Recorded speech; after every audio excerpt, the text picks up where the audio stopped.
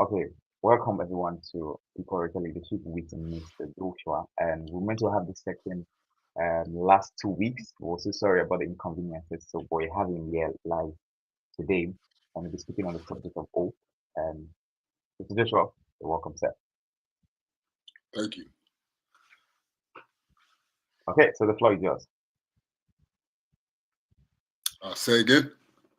The floor is yours, so you can speak, sir. I didn't understand that. Say it one more time. Yeah. No, I said the floor is yours. You can actually speak. You can speak. Okay. Yeah, I'm Joshua Mathis. Going to be speaking on hope. Hope is one of the most important things to keep you moving forward. Without hope, I feel like life can just be a dark place. Life can be something that you're not energized. You're not looking forward to the next day. But when you have hope, you wake up in the morning with a certain amount of energy, ready to just charge on the plan that God has over your life. So I'm excited to be getting into that with you guys and sharing a little bit of my story, how I developed hope, and how no matter what your circumstances and no matter where you're at in your life, where you're at geographically, you should always have hope because God is a miracle working God and God is able. So with that hope and that belief and him and then of yourself, you're able to do some wonderful things because we only get one shot at this life, and you want to do your best to do the best you can while you're here. Okay, so thank you so much, sir. Okay, so basically, I went through your profile, and I think I've known you for a while, and I've seen consistency with everything you've been able to accomplish in your life so far. And so now, the question is, oftentimes, what has inspired you to actually fight through all of these obstacles that you go through? What has what has helped you to actually be strong despite changing economy, changing so many things? What has helped you grow? Definitely. When I look back, it's my tough seasons of my life, and really, I've been through some times where um, it could have been it, and I had to ask myself the days leading up to that point, how would I feel I have done with my time here on life? And many times I was shocked. I would say, "Wow, this is what I would leave behind to my children. This is what I believe leave behind for myself." There's so many distractions in the world today, and I bought into a lot of them. And finally, I sat down with God one day at the beach, and I said, "God, I'm done with all those distractions. Show me what you would like me to do while I'm here, and let's get after it." And ever since then, I've been getting after it with all I got.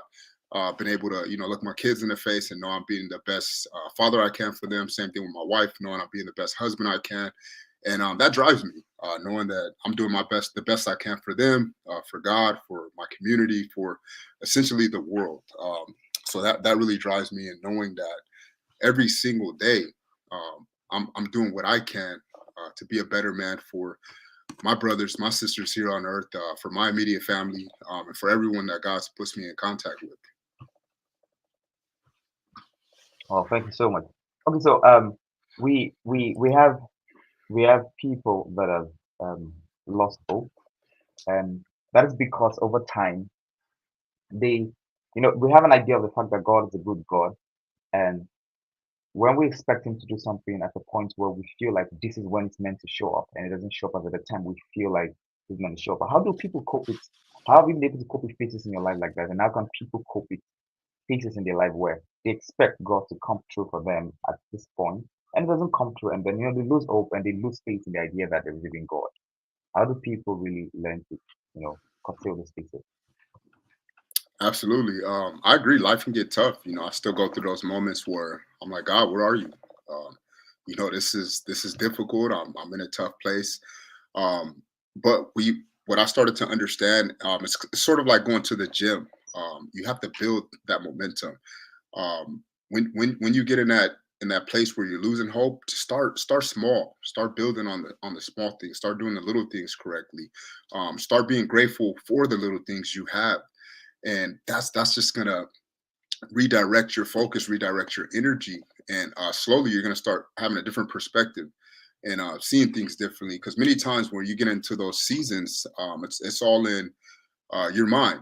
Really, you're not seeing certain things, and God's like, "Hey, I have this here for you, but you're just not seeing it. I'm trying to shape you. I'm trying to build you, but you're not seeing what I'm doing. So in those times, I really like to slow down and connect with God and say, okay, God, what are you doing here? And just slowly start building, because obviously I've got myself to a bad place because God doesn't make any mistakes. So I've got myself into a bad place that I need to connect with the source and see what is wrong with me. And many times we don't want to take the time to do that. We want things on our own and our time. And I have kids. My kids are the same way sometimes. They want it right away. But I know what's best for them. So I have to trust in my life as well, that God knows what's best for me. And in those seasons, because I still have those seasons, they come. The enemy's here, life is here. You're not gonna just get an easy breeze at life. It doesn't work that way. So when those seasons come, I like to slow down, start being grateful for the smaller things, and really start building. Just like going to the gym, you're not gonna get those results right away, but every single day you wake up, lay another brick, lift another weight, and before you know it, you're out of that hole. Mm, wow. Okay, so another thing, thank you so much for that. Another thing I discovered was in Africa, especially in Africa, and I don't know about that in the US, we have very religious people, and we have people who have faith in God as well too. And so, how do people balance faith in God and at the same time knowing when to do work in such a way that okay, this is what I'm meant to do at this season, but at the same time I'm trusting Yes. God, I have hope in God. How do we balance it? That is so powerful, and I really love that, because, for example, my wife's actually from Tanzania. She's from Africa. Oh wow, that's good. Her story is just amazing. I won't get into that, but she went into through camp, refugee camp, and everything, and now she's in America, and I'm so grateful to have her just because of her story, and she never gave up and everything she's been through. So I know exactly what that's like. She's still connected with a lot of people who are still in Africa, and it's tough. I have friends out there now, through her, and I know it's tough. It's tough out in Africa, much more difficult than here in America. But even she tells me while she was there, how she trusted God through her seasons and how tough it was, and He finally brought her out. But back to your question, it's hard, but you have to trust Him. You have to really trust Him. And the way I like to look at it is, anybody else successful where I am, in Africa, is it every single person not successful, or is there anyone that is successful? And when you find someone who is, you have to follow their steps and understand that your time is going to be a lot different. But you still have hope to know that at least one other person has done it. Because I come from a very poor place here in America. Like all of my community, I'm pretty much the only one that do what I do. I'm the only one that owns real estate. I'm the only one that has employees. I'm the only one that has businesses, because I come from a very place that we're in poverty. But step by step, I had to find different voices, different people who are doing things that are different from my environment, and that slowly pulled me out. That slowly allowed me to have hope and know that there is something different in this world, than what I'm seeing every day. And I'm going to change the narrative. I'm not going to continue to listen to the things that are here in my community. And that helped me. Like Joshua Selman, the pastor out in Nigeria. He gives me so much hope. He's just like, I don't see how like the whole town isn't following him. He's amazing. Like, you have to listen to those kind of messages all the time. If I'm in Nigeria, that's what I'm listening to. If I'm in Africa, that's what I'm listening to. And I guarantee you, my life is going to change because he's influencing my mindset. He's influencing the way that I live my day. Wow, wow, wow, wow. I think everybody likes Pastor Selma. Like everybody knows him very well in Nigeria as well too. Okay, Yeah, so the he's other question is this. powerful. So the other question is, I feel like you said something about the fact that especially in the fact that from your community, being the one who's been able to actually come this far. And I always believe that for people who have come this far, there are things that they have to put in, sacrifices they have to make, or probably let's say secrets, if you want to put it that way. What values and what virtues have brought you this far that you want young people should actually take note of and as well probably build and become better at? Definitely. I think in today's day and age, again, the distractions really keep us from doing great things. And again, I've had so many moments, whether so I lost my mother to death, my grandmother, my closest sister, and all of those moments really made me reflect on life. When I got to those moments, and it gives me a sense of urgency. Like, what am I doing here in this world? Do I want to spend a lot of my time on Instagram, TikTok, and just mess it around, or do I really want to take my life serious? Because I get that reminder. Although I'm young, I lost my sister at 33 years old.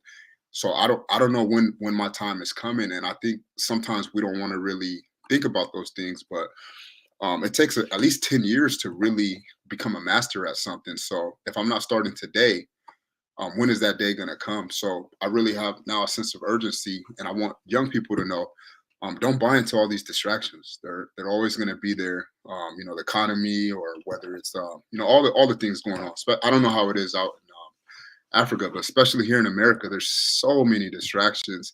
And if whatever you put your focus on, whatever you put your mind in, that's what you're gonna gravitate towards. That's what's gonna gravitate towards you.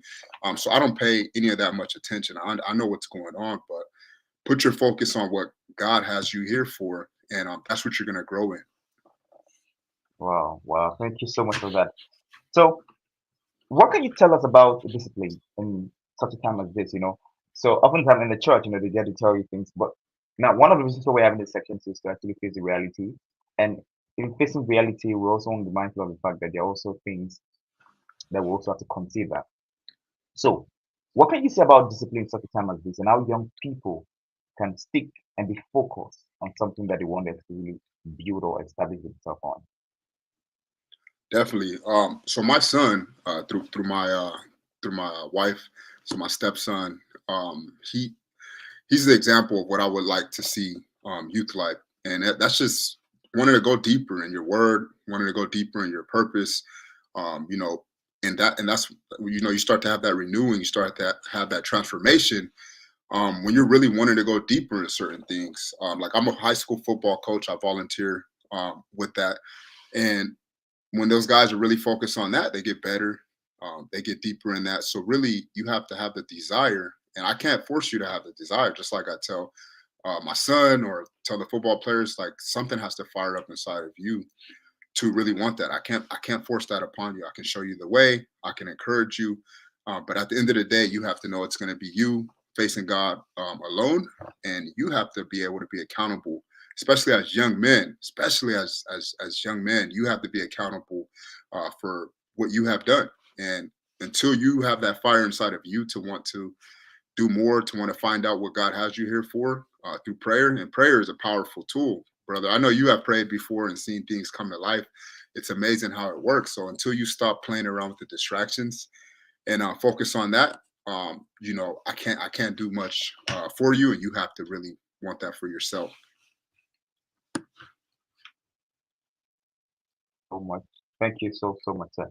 Okay, so now the team is people-oriented leadership, and one of the reasons why we give it a team is because we want to actually help people focus on people, so Mhm. building people. And now another question I'm looking to is this: how do we work with people in such a way that we have a goal to achieve, and at the same time we're being mindful of using people as a means to the goal? Now, how do we live in such a way that we want to achieve, but at the same time we don't want to make use of people to feel like, oh, we just want to use one of the donkey. But at the same time, as Mhm. much as we want to achieve a goal, we know that human beings are very necessary. How do we work with people in such a way that they don't feel like use, and at the same time we want them to know that you should be vision driven, you Mhm. should be actually goal oriented? How do we do that? Love it. Definitely. That's one of the distinct differences I've seen from the community that I grew up in versus those who are successful. Those who are successful really truly want to serve each other with their gifts. And where I come from, a lot of times we just want to um, succeed, but without helping others. We just want to be at the top, per se. We have to come from the spirit of serving. We have to want to serve each other. And when you start learning who you are and what gifts you have and what strengths you have, like, while I'm coaching, I help people start up businesses, and that's one of the first things we get after. What are your strengths? We need to really understand your strengths first, before trying to really start a business to help others. Take the Even if it's the whole year or 2 years, just really digging deeper in your gifts and what God has given you to serve others with, focus on that, and then before you know it, that seed is gonna grow into some fruit, and you can really help others. But I mean, the more our Apple iPhones, they serve us well. Whether it's the food, fast food places, the reason why they're so successful is because they're serving us.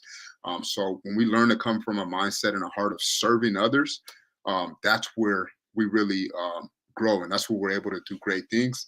And also, you have to know first, take the speck out of your own eye. So you have to get yourself right first, developing your gifts, actually become valuable, and then you can really serve your brothers and sisters. So I have seasons in my life where it's not really fruitful yet, but I'm developing so I can really serve others because I have the heart to serve, the desire to serve. So I would say focus on first, where are you gifted at, and developing in that, becoming a master in that. Even if it takes 2 years, 5 years, 10 years, so what? You're still on earth. You're still here. Make the most out of that time. And then before you know it, when you're a master in something, you can really, serve the masses in a very large way. Hmm. Wow, wow. Thank you so much, Mr. Joshua. Okay, so I wanted to ask you, I feel like you've achieved a lot. You've really, really achieved a lot by yourself and with the help of people you've been able to actually collaborate with. What mindset has helped you to come this far? What mindset did you cultivate that has helped you to come this far that young people can actually learn from? Really just listening to others. Again, I didn't come from the best environment, so like I used to listen to Eric Thomas a lot, listening to just speakers, Joshua. Just really, they single handedly transformed my mind. Being in the Word of God, that alone, if you're spending a great amount of time in your day, like I started a cleaning business, for example, and I was the only cleaner at first, and then moved up to like 14 cleaners. But I used to always have my headphones in, just listening to content while I'm cleaning. And before you know it, I started thinking like them. But we're so prideful, and we think we know it all so much that we're not able to take from others' gifts. Like God has blessed Joshua, God has blessed Eric Thomas, all these speakers. Like we should be wanting to know more about what they're putting out, and because things weren't working in my life, I had to admit it. I'm like, things aren't working. I need a different way. I don't know the answers. So these guys helped me develop as a man, develop, financially, spiritually, all of that. So we need to be using those resources. It's here. We have YouTube, we have everything now, but we rather be busy with other things. And that's when we focus on things, that's what we're gonna get out of our lives. Wow, wow. Thank you so much. Okay, so this is leadership here. And what can you tell us about in your journey and experience so far with all that you've gone through, with what you've been able to establish? What's your own idea of leadership? What do you see leadership as? What do you think leadership should be? The single word that always comes to my mind when I think of a leader is serving. That's Mm, really it. Is serving. I mean, our true leader. That's what he did. He came here to serve us. Really, when you have a mindset of serving, um, everything else falls into place. Serving and really just doing your best to develop yourself, because it's hard to lead someone if you're not, you know, an expert in certain areas. If you don't really know who you are, if you don't really understand that person to know. So learn more how to serve them, how to be a better servant. But it's really just serving. If you look at all the people who are extremely successful, they serve us in their own unique ways. We want to follow them because they served us with a product or with a service, and they got very good at what they do, and they served it to us, and now they're extremely successful. But they had so many years in the dark that we didn't see.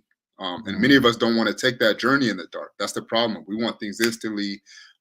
We see all the flashy stuff online, and we don't want to go through that process. But it's impossible to get there without that process. You have to go through the dark. Look how long it took Jesus before he really started in his ministry. You have to go through that time. It's you can't avoid it. So many of us, we have to say, okay, God, I'm ready.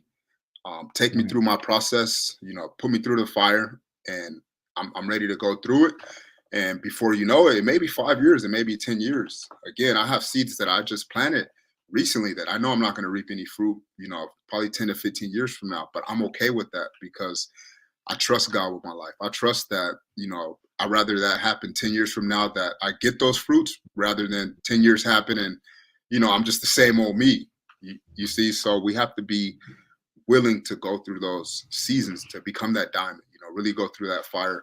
And I think that's what's lost in today's world, because we have so many distractions. You have to be willing to go through those seasons of just, having your character developed. And that's the true leaders we see today. They've been through some things. They've allowed their life to take the proper course. They didn't take any shortcuts, and their character's been developed, and it shows. They can handle any storm. You can put them anywhere, and they'll still succeed. It's just because of their mindset. It's just because of the things that they've been through. They didn't take any shortcuts, any cheat codes. Hmm. Wow, wow. So there's another question I have in mind there, which I think it's something that every young person and anybody who wants to succeed has to know.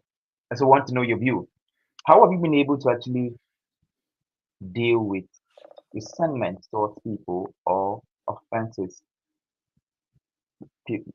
from people in such a way that you were able to actually achieve a goal when when you were disappointed or someone was resentful against you, or where it got to a point where you were disappointed and you began to develop resentment? How will you be able to actually take care of those two phases of your life?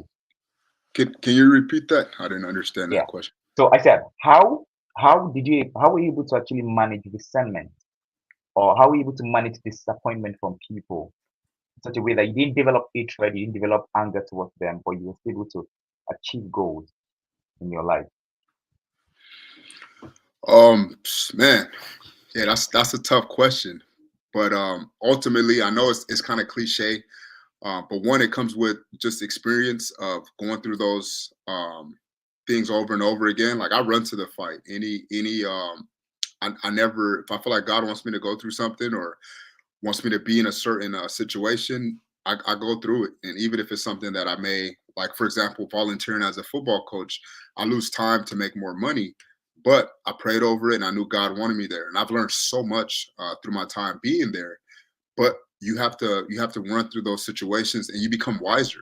And that's how you get greater discernment. Is now you've been through certain situations, and you become wiser. So any fight, just like Joshua did, like, before all my battles, I pray, and I'm like, God, and I pray through it. And then once it's finished, I thank Him. So you have to slowly develop a way to, be prayerful in your life, and pray to what He's calling you to, and then pray through it, and you'll start growing wiser. The more that you get in those situations. But I mean, it's just like anything else. If you take a basketball player for the first time, he's not going to know what he's doing. But Yeah. over time, he's going to grow. He's going to grow. Michael Jordan, I think, was cut from, as a him or Kobe was cut from their, I think, their high school team, or their college team, and they kept at it, and then finally they, became greater. So again, we forget that. The work ethic behind it. We forget the tough seasons, and we now just want to shine so much. But go through those situations and trust that God's gonna bring you through. I trust always that all things are working for my good, and I feel like everyone should trust that if you love God, things are going to work for your good, and you're not going to always win. Sometimes it's a lesson, Mm. but you have to be okay with learning the lesson. And I'm always okay with that, because now if I learn it, I can, next time, I know I'm not going to make that same mistake. But also, I can help another brother or sister understand, because I have been through that. Wow, wow. So that means we should open up ourselves to the experiences of life despite Yes, whatever we have. yes. Wow, wow. Thank you. So we've almost come to the end of the section.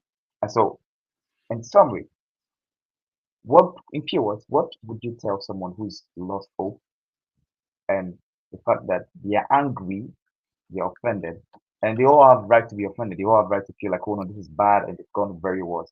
What can you talk to them about? What can you tell them? If you're still here, God has you here for something. Find that. You're still here for a reason. Find it. And if you really get to the point where you no longer want to be here, you really need to seek help. But if you're still here, there, God has you here for something. Find it, and listen to other stories. There's so many successful people's stories that when they were just at rock bottom, that's where God brought them through. And I always expect that in my life. Like, even now, there's some things that are not going well in my life that I trust that God is transforming, that He's making. better. Just because I look back 5 years, I'm like, wow, God, you brought me through that situation, and now look where I am. So you have to trust that He's working something. You have to keep trusting it. Wow, thank you so much, sir.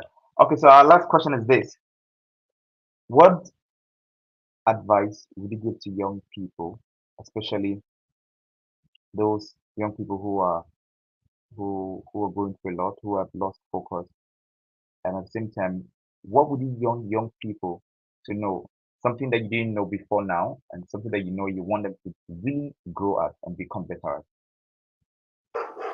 Definitely. Well, one thing I would want them to know is really enjoy the moment. Really enjoy your time. You're not gonna get that back.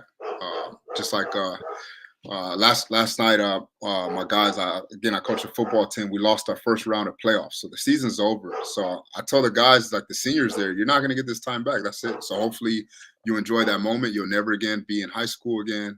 That's it. So I hope you made the most of this. Make the most of every single season, because you'll never give it back. And if you're losing hope, like look at. I like to always look at maybe the worst, how worse it could be. How Mm, bad can things really be? And many times when I look at it, I see, man, things could be a lot worse than this. And I'm telling you, when you're grateful, it just brings on more blessings. Even if you're grateful mm, for whatever small you have, it's going to bring on more blessings. It may not be material blessings, it may just be blessings on the inside. It may be God just keeping one of your family members safe, alive. It may just be keeping you safe in alive. So just find something to be grateful about. I know we have social media now today, so it's hard. You see other people's lives. We like to put uh, our best foot forward on social media and act like everything's okay and everything's amazing. But it's not always what it looks like. Just slow down. Thank God for exactly where you're at right now in life. Just thank Him that you have this experience. Being a human is a miracle in itself. Like we have our arms, we have our lips. Like it's beautiful. Just enjoy that. Even that small thing. I can talk to you. Other species can't do what we do. Like you can change your life around in 2 to 3 years by just slowing down, by just really focusing. So enjoy that process of transforming your life. I love visioning, just things changing, and all the steps that I just continue to grow in, and enjoy that, embrace it, because you're never going to get that back. You can never get that time back. So you might as well enjoy it. Think of yourself being 60, 70, 90, whatever, on your deathbed, and you were complaining about whatever's going on now. You're going to say, man, I should have been enjoying life. I should have been taking a walk in a beautiful place, or watching a good TV show, reading a good book, whatever you like doing, and enjoy that. And trust me, God's going to come to the rescue, because He always does. He never fails. wow, wow, wow. Thank you so much, Mr. Joshua. I'm really grateful, honestly grateful, and everyone who has also joined us as well. And thank you so much once again. So we're going to let Mr. Joshua go. And Mr. Joshua, once again, I want to say a very big thank you because I feel like it's very early in the morning in the US, but you still have to create time to do this. I am honestly grateful. Thank you so much. Yeah. Thank you. So glad we finally connected. It was good to talk with you. I'm sure we'll be talking again soon. Yes. Thank you so much. Okay, sir. Bye, All sir. right. Talk soon. God Yeah. bless.